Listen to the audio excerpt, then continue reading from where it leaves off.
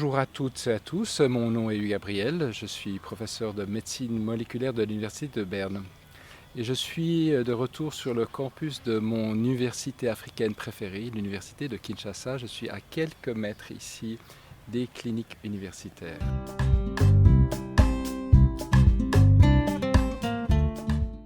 Je suis ici pour travailler avec mes collègues qui ont récemment inauguré le centre de référence sur les maladies rares et non diagnostiquées de l'université de Kinshasa. Et durant mon travail, j'ai rencontré la docteure Rachel Nyaliloko et je désire m'entretenir avec elle aujourd'hui pour ce podcast. Bonjour Rachel. Bonjour professeur Hugues. Tu vas bien? Oui, ça va, merci. Très bien. Écoute, comme toujours, j'aimerais que tu te présentes un petit peu quelle est ton histoire, qui es-tu et qu'est-ce que tu fais à l'heure actuelle. Ok, merci. Déjà pour commencer, je suis très honorée de participer à ce podcast. Je vous remercie. Et moi donc c'est Rachel Nyaliloko. Je suis médecin en spécialisation en pédiatrie aux cliniques universitaires de Kinshasa. Et en même temps, je fais mon master en génétique humaine. Je suis en deuxième année de mon master qui est financé par le projet African Rare Disease Initiative.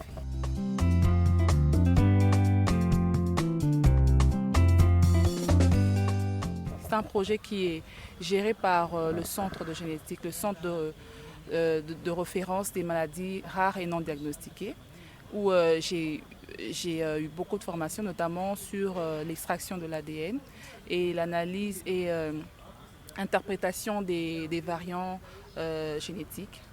Et voilà, donc, mais actuellement, je me suis lancée, je me suis investie dans la recherche des maladies rares, notamment je suis axée sur la mucoviscidose. Okay. Alors là, j'investigue sur les caractéristiques, les mécanismes génétiques de la mucoviscidose et j'explore aussi les approches diagnostiques et thérapeutiques de la maladie. D'accord. Oui, oui. Donc, tu es pédiatre. Depuis combien d'années tu es pédiatre? Donc je ne suis pas encore pédiatre, mais je suis en formation, en fin de spécialisation pour devenir pédiatre. D'accord, Voilà. d'accord. Tu n'as pas obtenu ta spécialisation. Oui. Mais ça veut dire que tu es cliniquement appelé, tu travailles en tant que pédiatre. Et à présent, qu'est-ce que tu fais comme activité en clinique pédiatrique? Donc je suis à temps plein en clinique pédiatrique. Donc je fais des consultations, je vois les enfants, mais j'assure aussi les gardes. Hmm. Oui, oui, j'assure les gardes, je fais des consultations dans beaucoup de spécialités.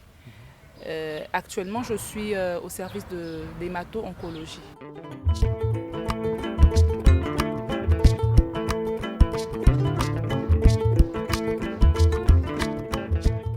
Qu'est-ce qui a motivé ton choix de devenir médecin d'abord et ensuite pédiatre? Voilà, merci. Devenir médecin, je dirais que je le tiens de ma mère qui est infirmière. Depuis ma naissance, je dirais, elle est infirmière et par moment, je partais l'accompagner au service. Je crois que j'avais 5 ans comme ça. Je refusais de rester à la maison. Je partais avec elle faire la garde, bien sûr. Et je voyais comment elle prenait soin, au travers de baies vitrées, je voyais comment elle prenait soin des enfants. Et ça m'avait vraiment... Je m'étais dit, je devrais être comme elle. C'est ainsi que j'ai fait la médecine. Oui, la pédiatrie, oui, parce que déjà je disais par rapport à ma mère. Et deuxièmement, là où je prie à l'église, je suis monitrice. J'étais, bon, en fait, je n'arrive plus à le faire faute de temps. Alors j'étais monitrice et je crois que c'est tout ça qui m'a poussée à devenir pédiatre.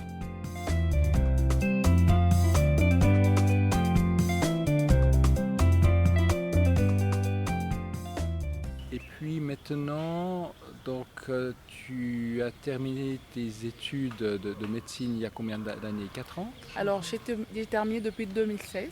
D'accord. Oui, Ah, depuis 2016. d'accord, d'accord, d'accord. Oui, ça Oui. fait pratiquement 9 ans Ok, que donc ce j'ai sont des terminé. longues formations. Oui, donc j'ai terminé depuis 2016 et ensuite j'ai commencé directement en 2018 ma spécialisation en pédiatrie. D'accord, Oui. d'accord, d'accord. Combien d'années dure en général une formation en pédiatrie? Bah, ça dépend, ça dépend. Il y a des difficultés financières, mais Oui, ça peut prendre oui. 4-5 ans. D'accord, Oui. oui. Et durant soit tes études, soit maintenant partie de spécialisation, il y a des choses dont tu es particulièrement fier, tu t'es dit, ah là vraiment, c'est quelque chose que je pourrais dire, j'ai réussi quelque chose dont je suis fier. Voilà, ce que je peux être fière, c'est que je me dirais, je suis quand même forte en clinique, Mhm. la prise en charge, Mhm. surtout les urgences. Je sais tenir un cas urgent, Mhm. voilà, euh, presque tous les cas urgents, et voilà, je sais poser le diagnostic et prendre en charge. C'est un peu ma fierté en tant que médecin. C'est finalement ce que désire un patient, d'être traité et surtout de trouver le diagnostic.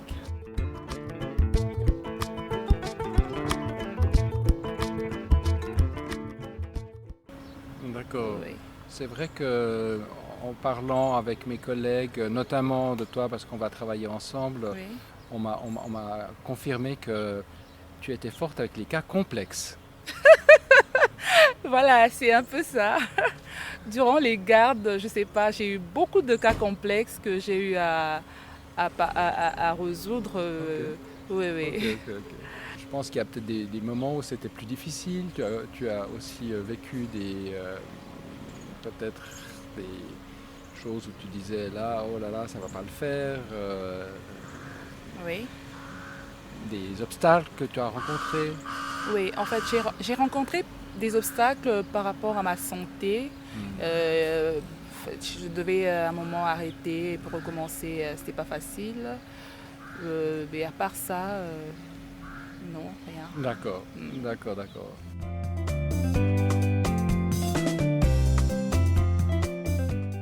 Parlons un tout petit peu de ce projet de recherche parce que donc tu as fait allusion, c'est un projet de recherche sur la mucoviscidose. Oui, Est-ce que tu as déjà vu des patients avec une mucoviscidose ici à Kinshasa? Ou bien tu as déjà suspecté? oui. Oui, en ce qui concerne la mucoviscidose, jusque-là, il faut dire à Kinshasa, aucun patient n'est diagnostiqué souffrant de en fait, porteur hétérozygote de la mucoviscidose. Mais il y a plusieurs patients qui ont été suspectés, que nous avions suspectés. Donc nous avions, sur base des éléments cliniques, nous avons suspecté, il y a plusieurs patients que nous avons suspectés, chez qui même nous avions fait des prélèvements génétiques dont nous attendons les résultats. D'accord. Est-ce que vous avez eu un enseignement sur la mucoviscidose? Parce que c'est quelque chose, parfois je trouve ça quasiment paradoxal, c'est-à-dire qu'on vous enseigne quelque chose, mais a priori la maladie n'existe presque pas.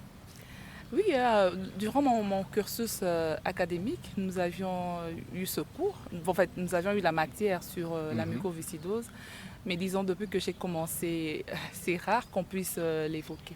C'est plutôt c'est un diagnostic différentiel chez les gastro-entérologues Mhm. qui l'évoquent, Mhm. mais déjà, il n'y a pas de moyen de diagnostic Mhm. Mhm. actuel, donc Mhm. c'est peu, comment je dirais, évoqué.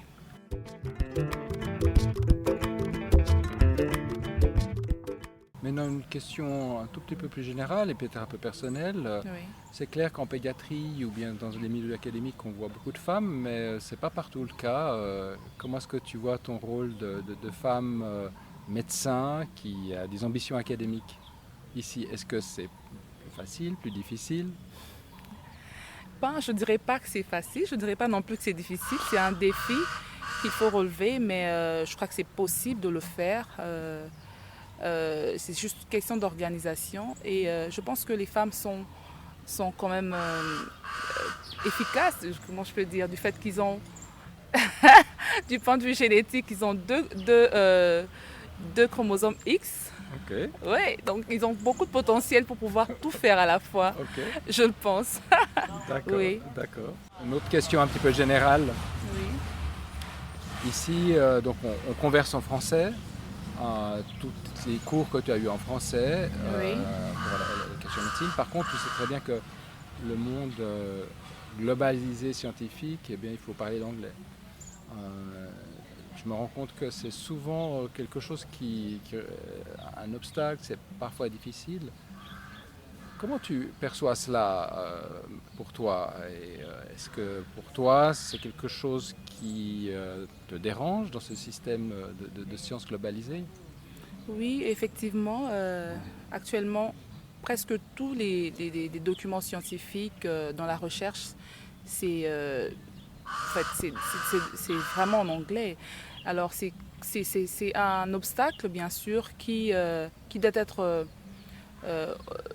relevé, qui doit être franchi pour pouvoir progresser dans le monde scientifique.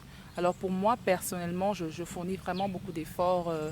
Déjà, je fais un effort de lire. Je sais qu'il est vrai, je lis, mais je me bats pour pouvoir parler couramment.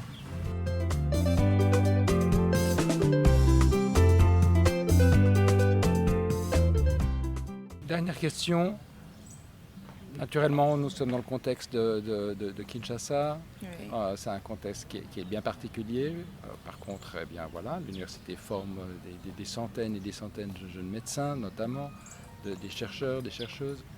Qu'est-ce qui, quand tu regardes autour de toi depuis ces dernières années, qu'est-ce qui te donne un peu d'optimisme pour le futur de ta communauté ici à Kinshasa? Alors, ce qui me donne de l'espoir, c'est que c'est vrai qu'il y a beaucoup de défis en termes économiques, sociaux, oui, mais ce qui me donne de l'espoir, c'est que nous avons quand même des gens qui sont dynamiques, qui ont beaucoup d'ambition pour pouvoir avancer.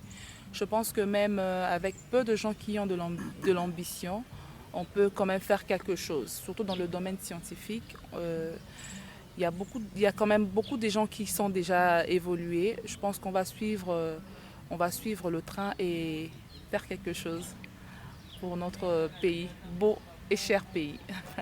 Merci, d'accord. Merci pour cette dernière phrase, un peu avec optimisme. Donc, en l'occurrence, oui, merci Rachel pour avoir partagé ces expériences, ces opinions avec nous, ton histoire. Merci aussi à vous toutes et tous de nous avoir écoutés. Ce podcast était le 4e podcast de l'année 2025. Je vous propose de continuer à me suivre peut-être sur les réseaux, car je désire partager avec vous d'autres rencontres faites sur le continent. Donc, au revoir et à tout bientôt. Bye bye.